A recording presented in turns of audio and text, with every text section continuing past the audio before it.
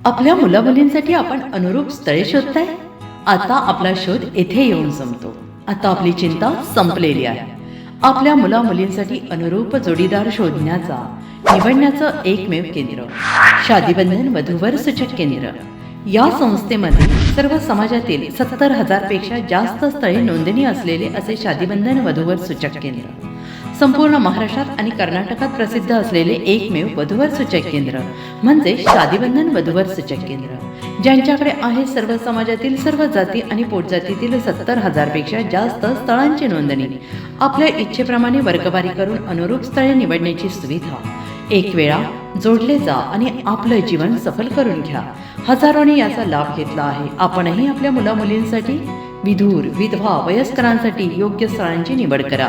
एक सुवर्ण संधी घेऊन येत शादीबंधन. आजच संपर्क करा. शादीबंधन वधूवर सूचक केंद्र, लोकसंदेश न्यूज ऑफिस समोर, महाराष्ट्र स्क्रॅप जवळ, 100 फुटी road, Sangli. Pincode 416 customer care number 9922864545. आमच्या वेबसाईटवर स्थळे पहा. आमची वेबसाईट आहे www.shadibandhan.in.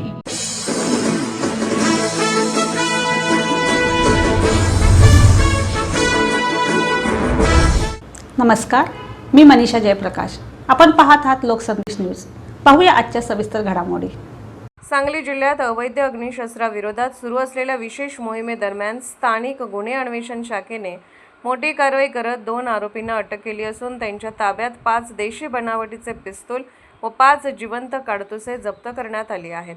जिल्हा पोलीस अधीक्षक तुषार दोशी व अपर पोलीस अधीक्षक कल्पना बारवकर यांच्या मार्गदर्शनाखाली स्थानिक गुन्हे अन्वेषण शाखेचे पोलीस निरीक्षक संजीव झाडे यांनी अवैध शस्त्र बाळगणाऱ्यांविरोधात कठोर कारवाईचे आदेश दिले होते.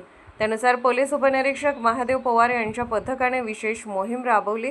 गोपनीय माहितीच्या आधारे मिरज शहरातील कमाणवेस ते रमामाता नगर ऑक्सिजन पार्ककडे जाणाऱ्या रस्त्यावर 2 संशयित इसम पिस्तूल विक्रीसाठी येणार असल्याची माहिती मिळाली होती. त्यानुसार पोलिसांनी सापळा रचून 2 संशयितांना ताब्यात घेतले.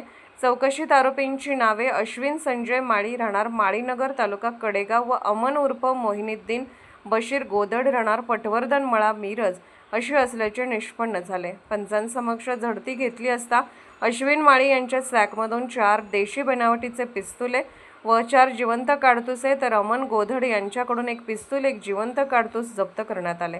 पोलिसांच्या चौकशीत अश्विन माळी यांनी ही शस्त्रे जादा दराने विक्री करण्यासाठी आणल्याची कबुली दिली.